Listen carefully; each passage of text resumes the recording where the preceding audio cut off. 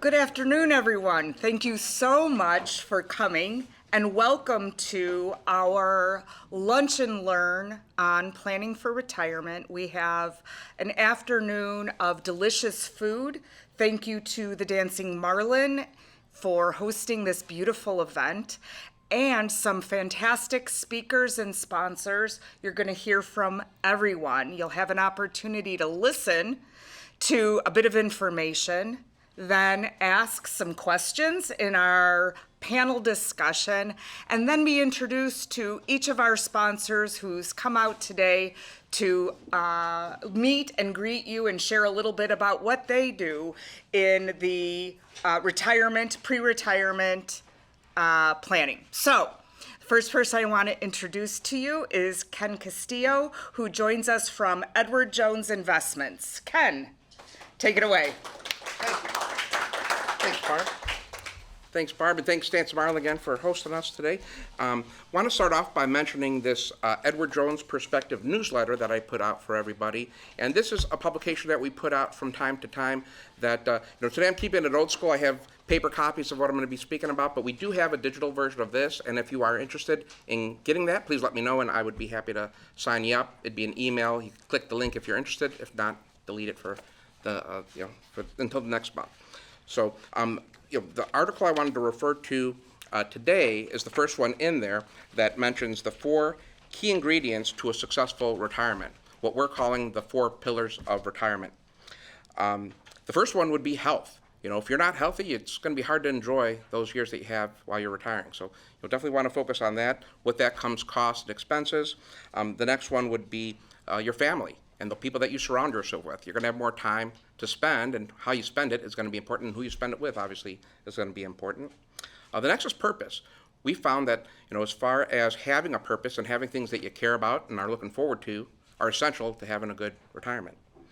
And the last one is finances. That's where we help out to make sure you're not stressed about that, and with strategies and ways to make sure that it lasts, throughout your retirement. And, if there are people and charities and things like that you care about beyond your own retirement. Okay, so what I also brought today is a checklist that we have I refer to called Getting Ready to Retire. So what it mentions on the checklist, is that it's important to kind of take inventory of what you have and what you're going to be, working with when you retire. So what are those things that are important to consider? Obviously, your income, your expenses and budget, your assets and other financial obligations. And when it comes to your assets, the things I'm speaking of there would be your retirement savings accounts, your IRAs, 401ks, things like that. The equity in your home and other real estate that you have. Cash value in your life insurance if you have that. Any other investments you have, and of course your bank and savings accounts. When you're working with a financial advisor, we do try to work on specific goals for not only the age you want to retire, but also for the amount we would like to have built up for when you are ready to stop working, and have a strategy in place to reach that goal. If you have a few years before you're going to be retiring, you might want to consider upping the contributions that you're making to your savings and retirement plans. The limits on those contributions for the retirement accounts goes up after 50, what they call a catch-up, and would allow you to kind of make up for some of those earlier years if you weren't able to do it earlier. It's important to work on paying off your debts, especially your credit card and things like your home equity line of credit, but even if you could, your mortgage and car loans. And then you want to look at what you can expect. So as far as income goes, you'd want to be able to estimate your Social Security benefits. You could do that by going to the SSA.gov website to calculate your benefits. And if you have trouble with accessing those, because they ask you some questions that might get you locked out, they'll at least give you an estimate. But we do want to get that information. Another thing to consider with your Social Security, they average your 35 highest earning years to determine what that benefit will be. So if you're still working out a couple years ahead, whatever that benefit shows, there's a good possibility that it may go up if you're dropping off some of the lower income years, if you're making the most of your career at the end of that career. So again, think about when you'd like to retire, your age, and how that will impact your Social Security benefits. And you would want to work with your financial advisor to estimate how much income you think you're going to need to budget with. And take into consideration, certain expenses like your health care may be higher in retirement, while others may be lower, like gas going to work. What other financial obligations do you have? Are you caring for parents or supporting adult children? Do you want to help children or grandchildren with their higher education, or maybe leave them an inheritance? Do you have charities and causes that you care about that you'd like to leave something behind for? And then you want to estimate how many years you may spend in retirement based on average life expectancy, as well as your family history and your own medical history. And then, pondering these things aren't enough. You have to put a plan into action. So you want to know about things like your requirements for you to access your retirement plans. How early can you start taking them without penalties? And when do you have to start taking them, with the required minimum distributions to avoid penalties as well? You also want to consider how long you can contribute to those retirement plans, like Roth IRAs and traditional IRAs, 401ks, things like that. We have a specialist that will present on Medicare, but just touching on that, you want to enroll in Medicare 3 months before you turn 65 and look into the supplemental insurance options. If you're leaving your job before 65, you want to determine what your plan is for that as well. Do you plan to enroll in your spouse's medical plan if they're still working, obtain insurance through the federal health insurance marketplace, extend your employer's coverage under that COBRA, or purchase private insurance? All those are options to consider and extra expenses to consider. I'm going to touch on considering long-term care expense and coverage. Your options are buying an insurance policy to cover that or self-insuring. So it's important to consider both of those to see what would be right for you. And while everyone's familiar with the idea of Social Security, many may not know that they may qualify for other benefits. You may be eligible for benefits to help pay for medications, other health care, or utilities even. You can visit www.benefitscheckup.org to find out if you qualify for anything like that. It's also very important to meet with your estate planning attorney to ensure that you have a strategy in place that will carry out your wishes beyond your lifetime. Review and, if necessary, update your will, living trust, durable and healthcare power of attorney, and your trust. And then, consider your lifestyle. Think about and discuss with your loved ones how you want to spend your time. Do you plan to earn income in any way, such as a part-time job or consulting, perhaps? Or are you ready to totally leave the workforce altogether? Lastly, be sure to think about those non-financial considerations and discuss them with your loved ones as well. We actually have a person that specializes in that too, and I think that's well worth considering and speaking with. Again, one thing I found from speaking with Barb here is how important it is to, instead of putting things off that you think you want to do someday, start getting at it and doing them now, because tomorrow's promised to none of us. So, again, appreciate everybody being here. That's pretty much what I had planned to talk about today, and look forward to hearing the other presenters, and thanks again. Thank you so much. Ken Castillo, thank you so much, because certainly know that one of the things we need to plan for as we get ready to retire is the money. But that's not all. So I'd like to bring up to the podium Dan Olafson from Life Smart Senior Services, because along with your money, you want your health care in order. So Dan, please share with us your knowledge about Medicare.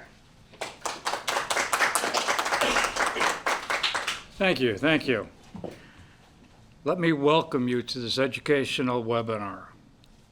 Medicare is extremely confusing. I like to liken it to a maze. One wrong turn can cost you thousands of dollars.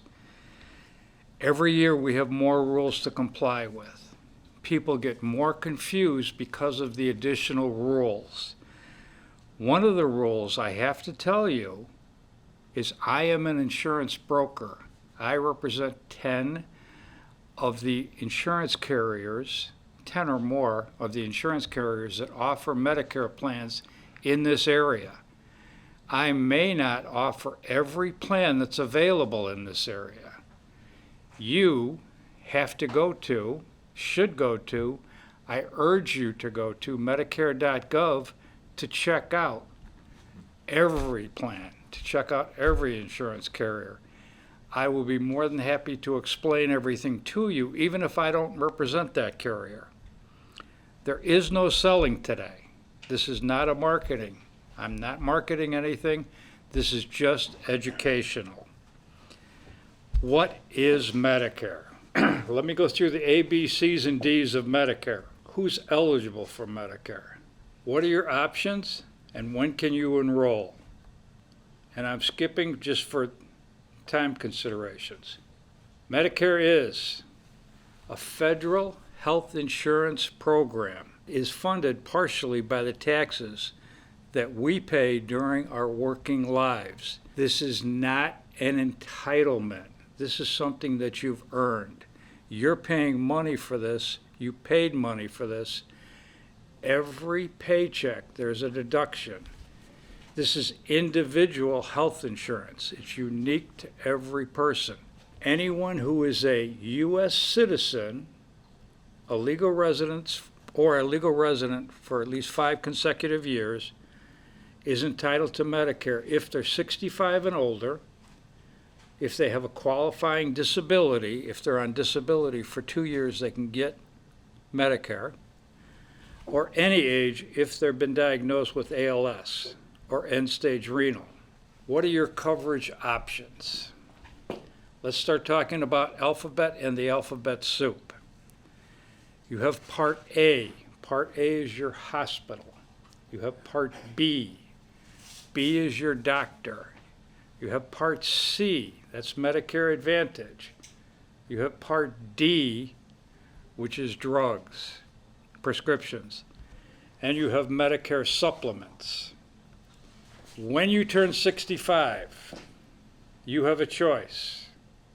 You should meet with myself or another advisor to see if it's more advantageous to stay with your work insurance or to switch to Medicare.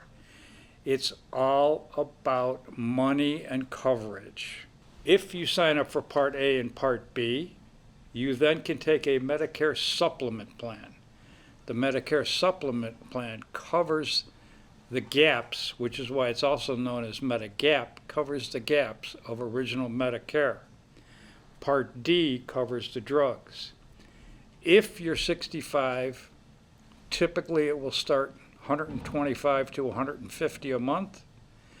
That increases 5 to 10% a year. By the time you're 70, I have clients who have seen clients who are typically paying over $300 a month for their insurance. Or you can take a Medicare Advantage plan. The Advantage plan covers hospital, doctor, prescriptions, dental, vision, hearing, health club memberships, and gives you typically $50 a quarter in over-the-counter goods. And I say typically because each plan is different. Each Medicare Advantage plan should be crafted around what the person's needs are. Who are your doctors? What special needs do you have? What can we do to help you maintain better health? A Medicare Advantage plan typically has a 0 monthly premium. It costs 0 per month. Part A is your hospital, covers your inpatient hospital. Part B is your doctor, covers your doctor, covers outpatient, covers some preventive care. Part A has a $1,600 deductible. After your 60th day in the hospital, it starts costing additional money. There is no out-of-pocket limit. Part B is $164 per month. There's a $226 deductible. The federal government, Medicare, pays 80%. You pay 20%. There is no cap. There is no limit. If your doctor gives you a bill for $100, you owe $20. If it's $100,000, you owe $20,000. That's it. That's what the Fed offers. That's what the Fed is giving you. Part A and Part B. Nothing more. We can talk about Medicare supplement, Medigap plans. I offer each one of these members of the alphabet. Each plan gives you different benefits. Typically, I will write a Plan G, which has a small deductible. The reason I say typically is because Plan F is no longer offered unless you qualify by your birth date. You have to have been born before 1952, 1953. I write some Plan Ns if people insist. Plan N has higher copays. The rest of the plans have higher copays or don't cover enough, in my humble opinion. You're eligible for a supplement once you take Part A and Part B. You have to, if you don't have other coverage, you have to sign up for Part B when you turn 65. If you do not have comparable coverage through your place of employment and you do not sign up for Part B, you will be penalized for the rest of your life.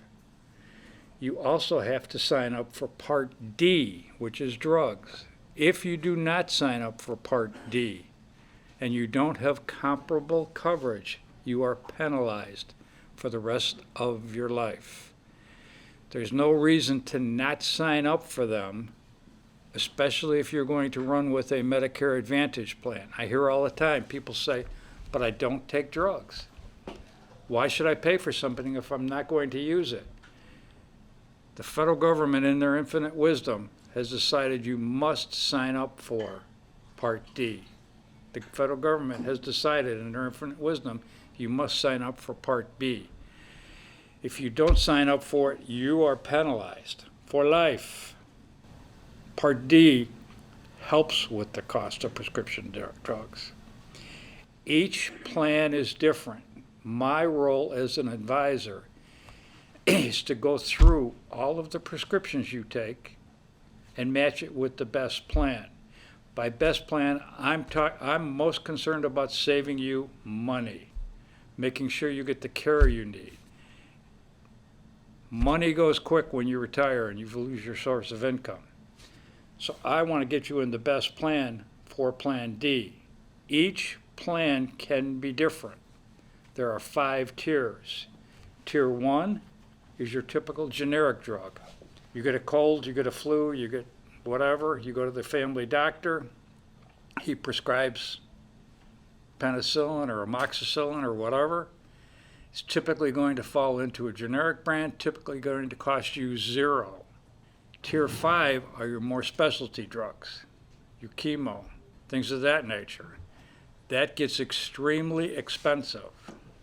You have to be in the right plan and the right Plan D. Every year this changes. So every year I like to meet with my clients to talk to them to see what's changed in their life. This is not an ongoing thing where I can change it every month. This is something that we can do once a year. So I have to talk to my people and make sure they're doing what's best for them. Part D has a deductible stage. Depending on the plan, you can pay $0 to $500. Then you have an initial coverage stage. The initial coverage stage, you pay copays based upon the plan that you're in. Then you have the coverage gap. It's $4,660. This used to be known as the donut hole. There is no more donut hole per se. However, you're going to be paying 25% of the cost of your drugs. Once you've expended $7,400 for drugs, you're now in the catastrophic stage. You're only paying 5% or $395 or $985 for your drugs. Bad news is, the following year it repeats again. You can go with a Medicare supplement and Part D, or you can go with an Advantage plan. To be eligible for an Advantage plan, which is Medicare Part C, you have to be enrolled in Parts A and in Part B. You have to live in the service area. Your eligibility is not affected by health or your financial status. Costs change, plans change. Every year, you should check and make sure that you're in the right plan. There are different types of Medicare Advantage plans. Health maintenance, which is an HMO. Preferred provider, which is a PPO. Special needs plans.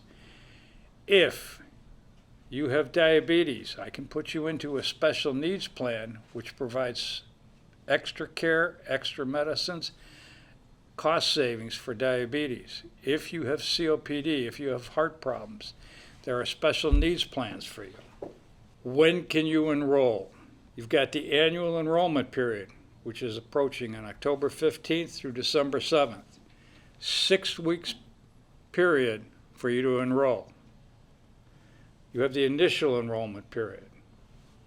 3 months before your 65th birthday, the month of your 65th birthday, and 3 months after. And you have special enrollment periods. If you go on to Medicaid, if you come off of Medicaid, if you develop a special chronic need, if you get sick, if your doctor will say you have a special need, I can put you into a special plan. I can utilize the special enrollment period. What are your next steps? Review, review, review. Ask questions. Ask questions. Get the answers that you need. This is a maze. The more educated you are, the better decisions you can make. These decisions will affect you for the rest of your life. You can go to Medicare.gov and get answers. You can dial 1-800-MEDICARE. Thank you very much. Let me know if there's any questions. Our next speaker is Scott Zale from Schulman Zale Legal Group. And Scott is going to enlighten us today about wills and trusts and the difference between them. So Scott, please.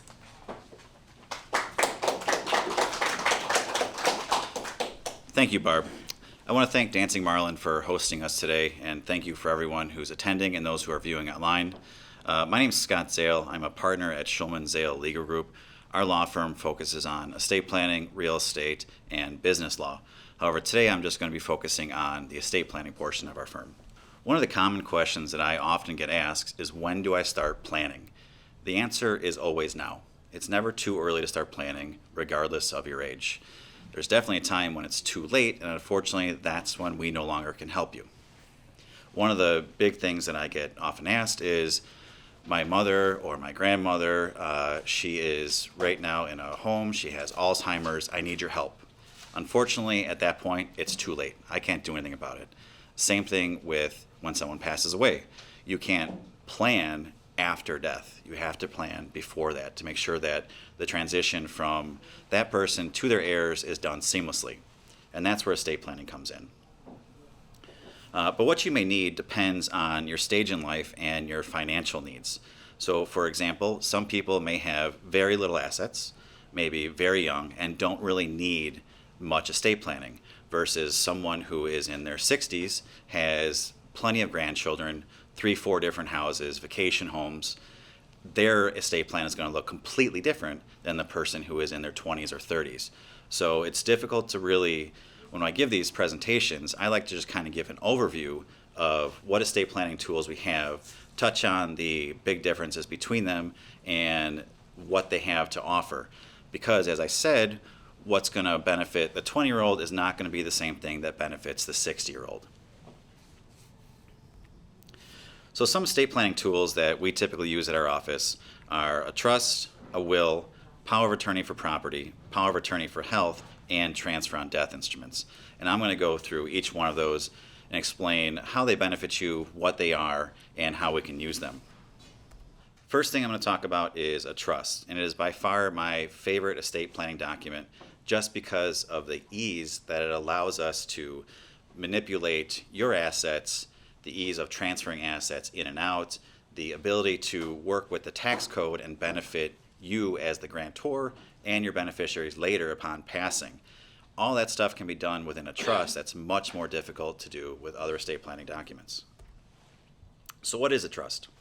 A trust is a legal document whereby an individual or settler transfers property to a trust where a trustee administers the trust according to the terms of the trust.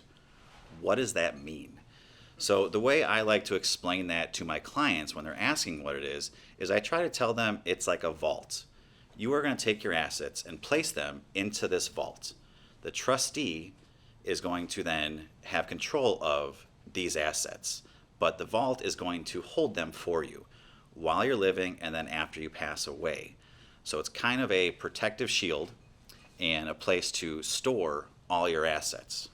So who is the trustee? Who has the keys to the trust? The trustee can be you or someone else that you trust. Typically, it is you during your lifetime and then someone else when you become incapacitated or pass away. How do you choose that person? Well, typically, a lot of the trusts that I set up, I have couples come in. So it's the husband and wife who are the trustees. And then when they either become incapacitated or pass away, then they have someone else become the trustee. A successor trustee is what it's called. So how does the trustee know specifically what to do? Well, that's where the real estate planning comes in. When we draft a trust, we have so many different hypotheticals and paragraphs and things to consider when we're working with it. And that's why a trust can be somewhere between 5 pages or 50 to 60, depending on what that specific person needs. Now, a lot of times you have a trust set up, a very simple one may just hold things for that person and then immediately upon their passing, give them to their kids. Sometimes the person who is setting up the trust wants to make sure their heirs don't touch the assets until a certain age, or they are specifically going towards things for education, or they have someone who they know is going to spend all their money right away, so they want to make sure we kind of put it aside until they're old enough or competent or capable enough to actually inherit that money. It's hard for people to really understand this, but who owns the assets in the trust? So when you set up a trust, the only way for the trust to have control over those assets and for the trust to govern how those assets are distributed is by transferring them to the trust. There's one of two ways. There's actually other ways as well, but the main two ways to transfer assets to the trust is to make the trust the actual owner of the asset or to create a beneficiary, naming the trust as the beneficiary of that asset. So for example, one of the big things we do when someone leaves my office is one of the things I always recommend is let's transfer your house into the trust right away. The only way for a trust to be effective is if it's funded. That way I know the moment they leave my office, we at least have that house in that trust. The other things my clients will have to do on their own by talking to their financial advisors or financial institutions and making sure that the trust is the beneficiary of those assets or is the owner of those assets. But that's all done after the trust is signed. Once you have the trust signed, established, then you start transferring things into it. Now, even though the trust owns the assets, they're actually the owner of that asset, it doesn't mean you no longer have the ability to control what's going in and out of it. So another example that we deal with often is real estate. Transfer the real estate property into the trust. That doesn't mean you can't sell the property. All you do is you sell the property in the name of the trust, but you as the trustee have complete control of things going inside and outside the trust. You can transfer the property into the trust, you can transfer it out.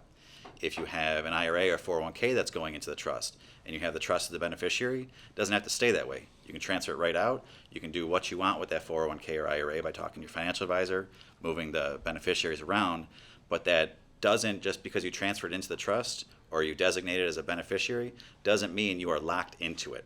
You're free to do what you want as long as it's an irrevocable trust, which is what I usually always start off most people with. So many people come to me and say, you know, my grandmother's or my mother, when she passed away, her estate was super easy because the house was in trust. And I always ask them, well, what kind of trust was it? They don't know, they just know it was in trust. So two big types of trust that people put their real property in is a land trust or a living trust. The major difference is a land trust is set up just for real estate. A living trust, you can transfer everything to that trust. You can transfer your assets, your house, your vacation homes, anything else that you want, you can put into that trust. Now, a land trust, a lot of times people have it with a company like Chicago Title, for example. you're paying them a monthly fee or a yearly fee to maintain that for you. You don't need that. You don't need to be paying someone else to maintain it. At our office, we can actually set up land trusts for you where you can act as a trustee and we don't have to deal with anything. But the living trust, same thing. You transfer everything, including the real property, into the trust. So there's really no reason to pay someone else to manage that if you can do it yourself. So what are the benefits of having a trust? The biggest thing that a trust does is it avoids probate. Right now, we don't handle probate at our firm, but I always refer my files over to people who I know do. They're looking at somewhere between $3,000 and $6,000 to pay a lawyer to handle a probate case, and it can take usually anywhere between 6 months to a year, if not longer, to get those assets out, assuming it's not contested. Now, if it's contested and people are fighting, you're looking at even longer. When you have a trust, you completely sidestep the probate process, because what happens is all those assets that you put into the trust, you now as a trustee have the ability to take them out, move them away. When you pass away, you name successor trustees who are going to be able to just simply take those out and distribute them according to your wishes in the trust without a court having to approve everything. So when you go to probate, you have to get approval from the judge who says, yes, you can distribute this according. This is what the will says. You can distribute this, and you have to still go to court to have that done. And as I mentioned before, it's very fluid in nature, meaning your assets can come inside and outside the trust whenever you want. You have control over it. You don't have to get someone to give you approval. So that's what the beauty of a trust is it avoids a probate, it's fluid in nature, and you have complete control over it. And when we use a trust, it basically replaces what most people think of as a will. Now, when I set up an estate plan and someone wants to do a trust, we draft a will included with it, but it's called a pour-over will. And what that does is one of the things it does is it captures anything that you don't actually get into the trust in the form of a will.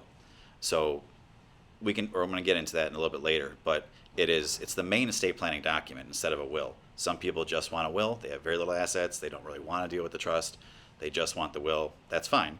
But the main assets that you're going to have and the distributions are going to be governed by the terms of your trust. And one of the other major things that it can do is it can plan for your future incapacity. What happens if you become incompetent or you need money for your own health care, right? So we can set up different provisions inside the trust to assist with that and make sure that you're covered. So future assistance or incapacity. What I was just saying is a trust document can instruct your trustee to use your financial assets to pay for your care. What if you do become incapacitated? And sometimes that person, your kids, or whoever it might be, can't get access to your assets. But if the assets are in the trust and they're the successor trustees when you become incompetent, now they have access to those assets and they can use that money to assist you. And again, you still have access to all your finances while you have the mental capacity to maintain those. So just because they're in the trust and you put those provisions in there doesn't mean you can't do what you want with them now. And then you can make, as I said before, you make specific designations who you want to be your successor trustees. So it all depends on your specific circumstance, who you want to be your trustee. And again, I always like to use the word, it's called a trust because you have to put someone in there that you trust, who's going to manage your affairs when you no longer can, either for incapacity or you passed away. The next thing I want to talk about is wills. Probably everyone has heard about a will. Everyone thinks about that as their estate planning document. That's the first thing I get is, hey, I need to set up a will. I need to have my affairs in order, I need a will. Well, do you, or do you want something more like the trust document, but we'll still go over the will and what it does. A will allows the client's ability to designate how his or her assets should be distributed after death and choose someone to carry out those wishes. Similar to the trust, but now you got to go to probate. So that's the really big difference. They can do the same function, but you still have to probate the will and have a court stamp off on everything. It can also provide for caring for a minor child or post-death concerns like funeral or burial rights. Now the trust, while it can set up how your assets are going to be distributed upon your death or in your incapacity, it doesn't talk about who's taking over your kids, if you need a guardian. That's where we put that into the will. So as I mentioned, when I have a trust, I always have a pour-over will. Included in that pour-over will, I talk about if you have minor children, who's going to be their guardian, and that's where I insert that. Same thing with the post-death concerns. Some people want to be cremated, or some people want to be buried according to a certain doctrine if they're religious. Some people want to be turned into a tree, believe it or not, but you can do whatever you want. And as I mentioned, it usually works with a trust. They go hand in hand. Next thing is the power of attorney. There's two major power of attorneys. One's for property, one's for health. The first one I'm going to talk about is power of attorney for property. A power of attorney for property controls who may act as an agent for you while you are still living with respect to your property decisions. You can grant the agent as much or as little power as you wish. The statute also provides that you may eliminate, add, or modify those powers for your specific needs. Another benefit to a power of attorney is that you can decide when you want the powers to start. Those last two things are important. I'll give another example. Our firm also does real estate. So when we do a power of attorney for property, when we want to be able to conduct the closing on our client's behalf, we have them sign a power of attorney. But I limit the power of attorney to only those things necessary to actually close on the property. So it's not like just because you have someone as your agent, you have to give them carte blanche access to all your financials. You can be very, very specific about what you want them to have access to. So in that case, it's only the ability to conduct a closing. I can't go to their bank, I can't take out money, I can't do anything. It's just to conduct that closing. Or you can have very broad authority, which is typical in the statutory form, to help you out with everything when it comes to property. And also you can define when it starts. That's also very important. So just because you have an agent, you drafted a power of attorney, doesn't mean all of a sudden that person now has access to your bank account. Typically what my clients want is they only want it to become effective when they no longer can handle their own affairs or when they become incompetent. So I always put that in there as saying, this doesn't take effect until a court or a doctor determines that I'm incompetent, legally incompetent, mentally incompetent, and I no longer can handle my affairs. So that way, you're not giving that person authority now, it's only when you can't control it. And when you no longer have the mental capacity, you really can't start signing off a power of attorney. So it's important to get it done now while you're still mentally capable of doing it. Power of attorney for health. Most times it provides doctors and loved ones with the direction as to your wishes if you were to become seriously ill or injured or unable to make decisions yourself. You can also assist that incompetent person, or while you're competent, with picking up medications, speaking to doctors, or setting up appointments. So typically when we use the statutory power of attorney, just because everyone recognizes it, so I like to stick to what I know the healthcare professionals are going to understand. It does two things. One, it tells your agent what you want to have happen if you become incapable of making decisions on your own, or if you are in a, for example, vegetative state, or in your coma. What do you want to have happen? You can say that the quality of life is more important than length of life. That's typically a check mark on there. It is just check marks on the statutory form, but that's how you let your agent know what you want. But some people also, they come into my office when they're older, and they want someone to be able to help them out with their medical stuff. So they want someone to be able to talk to their doctors. They want someone to be able to pick up prescription drugs for them. They want someone to be able to assist them while they're still capable of doing it themselves, but now you have someone else who can help you do it. Some other instruments that we use are transfer on death instruments, beneficiary designations, and gifts. Gifts are important depending on where you're at with your total finances. A lot of things I'm not going to get into it today because it's very complex, but depending on the threshold of your asset value, you might be dealing with severe estate tax penalties. So we work with an accountant to figure out, all right, let's say we make some gifts to these people while they're living. That way we try to lower the actual estate tax or possibility for an estate tax. Transfer on death instruments. So for instance, you can do it for a house. When you pass away, you can have a transfer on death instrument that automatically passes your house or your real property to your heirs, whoever you want that to go to. You can also have that on bank accounts, beneficiary designations on bank accounts as well. If you have a bank account and you normally have a beneficiary designation on there who it goes to this person first, then this person, and that person. Those avoid probate as well. So that's something else to keep in mind, where if you don't want to deal with the expense or complication of a trust, depending on what you have, you can also do that and just have the beneficiary designations on those accounts. And that is all that I have. So thank you, everyone.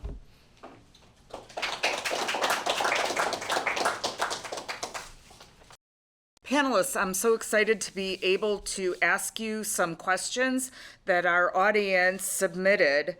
The first question is going to go to Scott Zale, our estate and trust attorney. Who you had mentioned in your presentation, Scott, about a person being deemed incompetent and then no longer able to make their decisions. Who determines when someone is incompetent? Sure, that's a good question. There's two different people who would determine that for estate planning purposes. The first one, the obvious one, is if someone was actually deemed incompetent by a court of law. A lot of times someone will open up a guardianship for their loved ones to make sure that they can be appointed as their guardian. So that's the first one. The second one is by their doctor. So we don't quite get to the point of actually being deemed incompetent, but a doctor will tell you whether or not that person can handle their own affairs.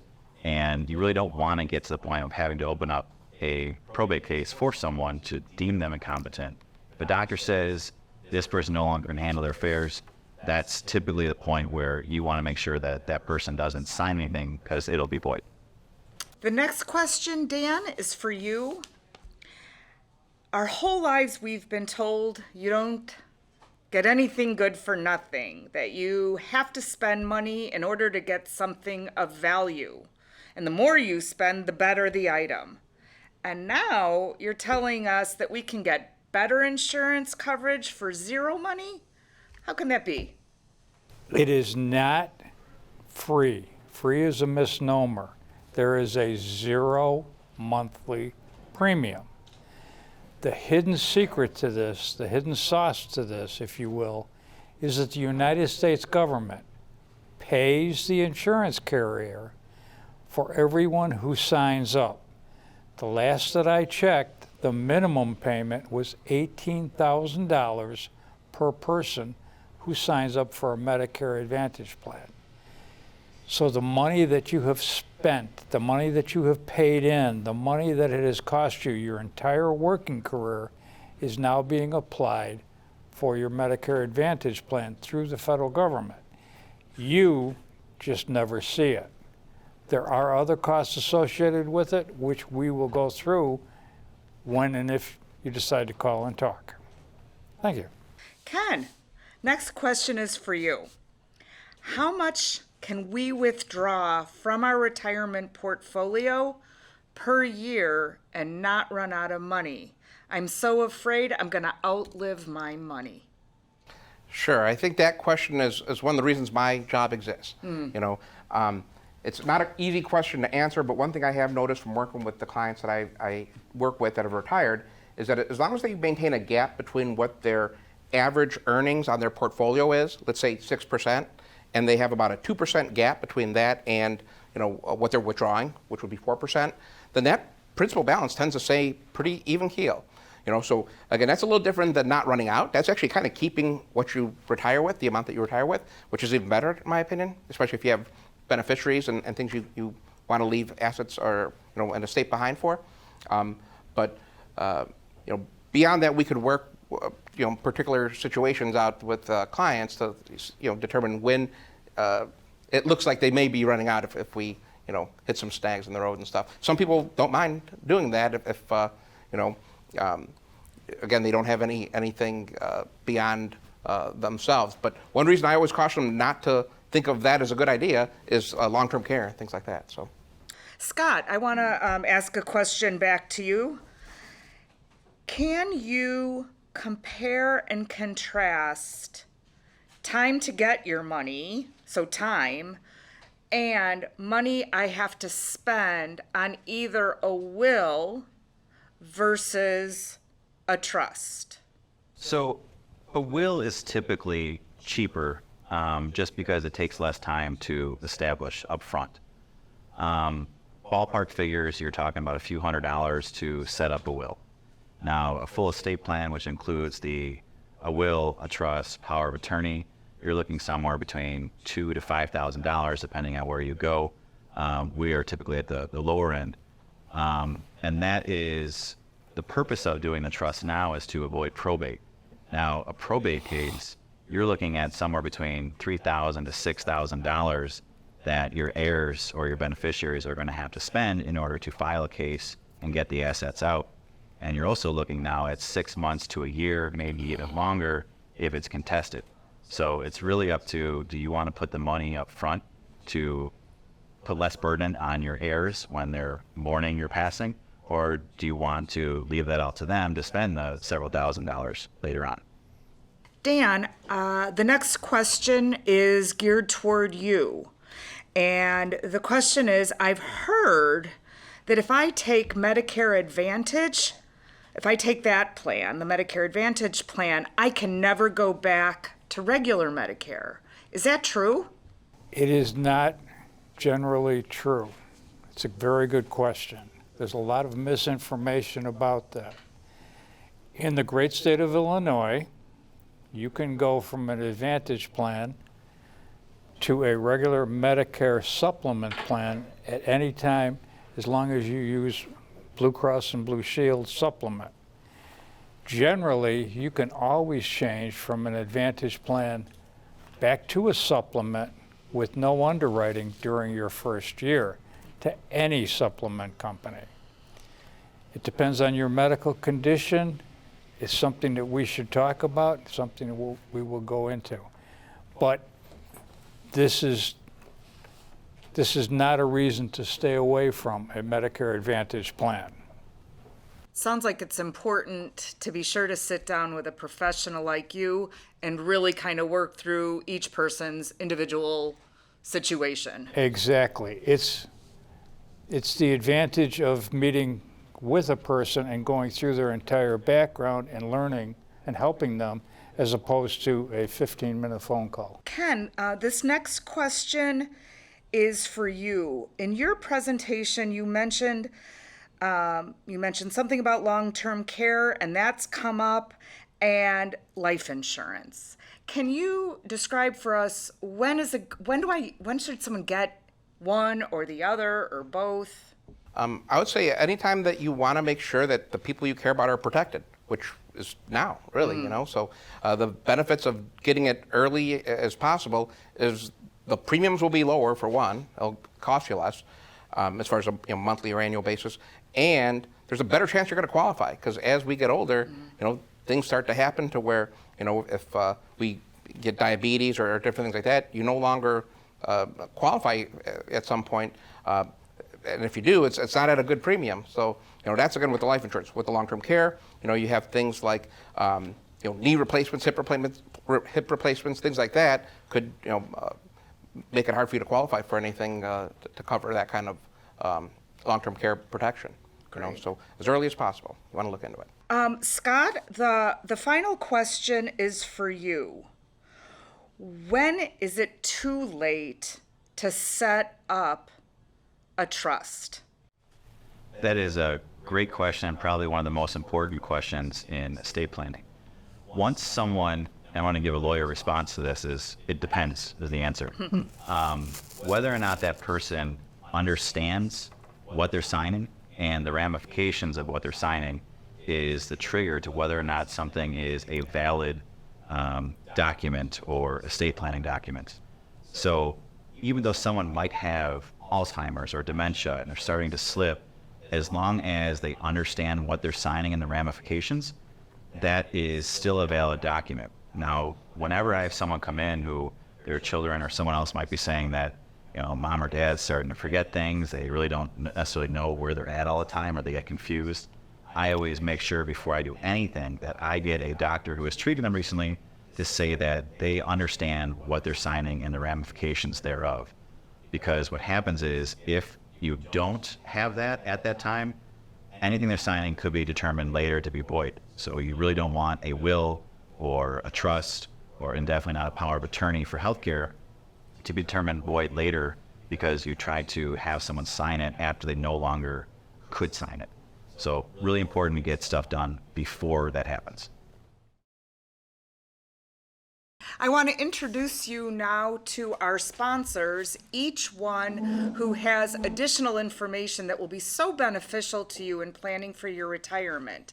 So first, I'd like to introduce to you Sheila McCoy from New York Life Insurance. Hello, everyone. My name is Sheila McCoy, and I'm an advisor with New York Life Insurance and Annuity Company. I like protecting families. I have a passion for protecting families, not just using life insurance while they're gone, but also using the living benefits so that we can help make sure that their families are properly covered during retirement and for other things such as college savings plans,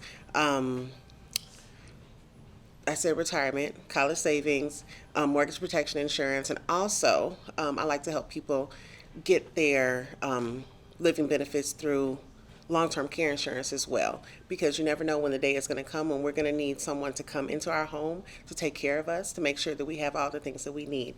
So that needs to be paid for, and you can use long-term care insurance for that. Thank you. Thank you, Sheila. And speaking of bringing folks into your home so that you can age in place, I'd like to introduce you to our next sponsor, who is Jonathan Newman, co-owner of the Right Choice Home Care. Thank you. Again, I am Jonathan Newman, co-owner of Right Choice Home Care, and what we do is we come into your house or into a non-assisted living facility, and we help you with anything that you can't normally do. So some of the things you can't normally do, transfer to chairs by yourself, you're bed bound, you're gonna need help. Pretty much anything that you were normally able to do and now you need assistance with it. I love doing that because we want to keep people in the role of being wives, husbands, daughters, and sons and not have to do the care for someone. Earlier in this presentation, the people that came before us, that's the prep step to having a good life in home care. You don't think about it, but in the event that you are bedbound, we have people that are 24-hour clients, 7 days a week. It's almost $30,000 a month. So planning well, you don't know when you're going to get that age. Long-term care insurance is a must. We've had clients that have been on 24/7 care for 4 years, and every penny reimbursed by the insurance company. Great product to have. Everything comes along with planning for your future. You don't know when you're going to be in this situation, but luck favors the prepared, and we know that we're going to get older one day. Father Time is undefeated. So take care of your health. In the event that you do need someone to come in, Right Choice Home Care is your best option. Thank you.